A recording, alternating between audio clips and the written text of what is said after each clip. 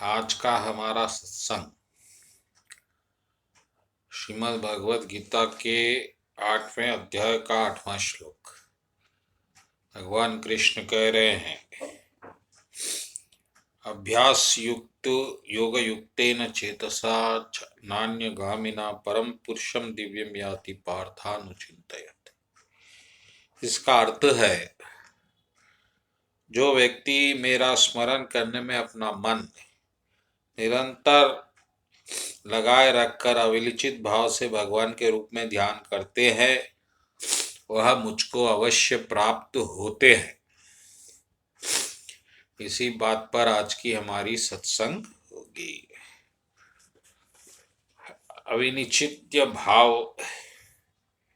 अविचलित भाव से भगवान कृष्ण का चिंतन करने वाले भगवान को प्राप्त होते हैं।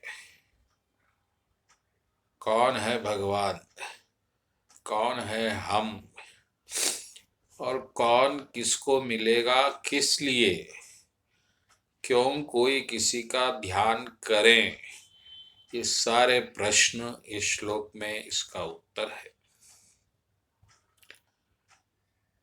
क्योंकि चिंता मन का स्वभाव है। आपको चिंता तो करना है। कितनी दिन करना है? जिंदगी भर चिंता करना है। आप बिना चिंता के रह नहीं सकते। चाहे आपके पास धन हो ना हो, अमीर हो गरीब हो, चाहे आप करोड़पति हो या भिखारी हो, चिंता जरूर करेंगे। और इस चिंता उस चीज की करेंगे जो चिंता के योग्य नहीं है। क्योंकि चिंता के योग्य क्या है? चिंता के योग्य वही वस्तु है जिससे आपको लाभ हो।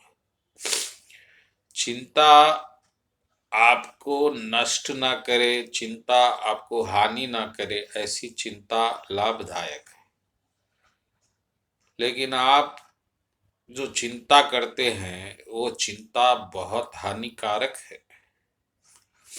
आप इस चिंता से कई बीमारियों को आमंत्रित भी कर रहे हैं। और डॉक्टर साहब भी आपको कहेंगे कि चिंता करना छोड़ दीजिए, क्योंकि आपका शुगर बीपी बढ़ रहा है। तो भक्तगणों, ऐसा चिंता किस काम की जो आपको हानि पहुंचाए, आपकी आयु कम करे, आपके दवा खाने का बिल बढ़ाए। लेकिन अगर आप भगवान का चिंतन करेंगे, जो चिंतन योग्य है, तो आपको उल्टे इसके लाभ मिलेंगे। पहला लाभ, भगवान की कृपा मिलेगी। दूसरा लाभ, व्यर्थ की चिंता घटेगी, तो डॉक्टर का बिल घटेगा। तीसरी बात, आप स्वस्थ रहेंगे, क्योंकि इससे आपके चेहरे पे रौनक आएगी।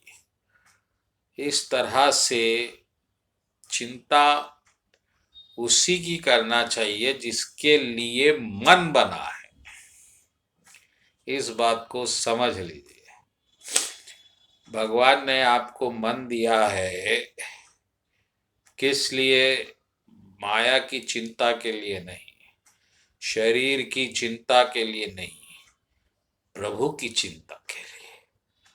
क्योंकि प्रभु की चिंता करना है तो माया आपको मन लगाना होगा, तो भगवान ने मन दिया। अब उसको आप जब दूसरी जगह लगाएंगे, जिस तरह एक प्लग होता है, वो प्लग जहाँ पर लगना चाहिए वहीं लगना चाहिए। कहीं दूसरी जगह लग गया तो फिर शॉर्ट सर्किट हो जाता है। इसी तरह आपके जीवन में भी शॉर्ट सर्किट हो सकता है, अगर आप अपने मन को प्रभु को छोड़कर किसी और जगह पर लगा रहे हैं। यही इस श्लोक का अर्थ है। भगवान कह रहे हैं कि जो मेरा मन अभ्यास द्वारा ध्यान में रह कर भगवान का निरंतर स्मरण करते हैं, ऐसे व्यक्ति मुझे अवश्य प्राप्त करते हैं। अब भगवान की प्राप्त करने का अर्थ क्या है कि भगवान को आप प्राप्त कर लेंगे तो फिर और क्या वस्तु आपको शेष रह जाएगी तीनों लोकों में? प्राप्त करने योग्य क्या रह जाएगी? कुछ नहीं। यानी इसका अर्थ है कि सब कुछ मिल जाएगा। जो आपका मन जहां तक चाह रहा है इस जन्म में, आपको सब कुछ मिलेगा अगर आप मन से प्रभु की चिंता निरंतर करेंगे। बस यही श्लोक था। करके देखिए, अगर मिल गया तो ठीक, नहीं मिला तो फिर प्रयत्न करिए और इसी तरह से अपने जीवन को सुगम और सफल बनाइए। बोलो कृष्ण कन्हैया लाल जी की जय।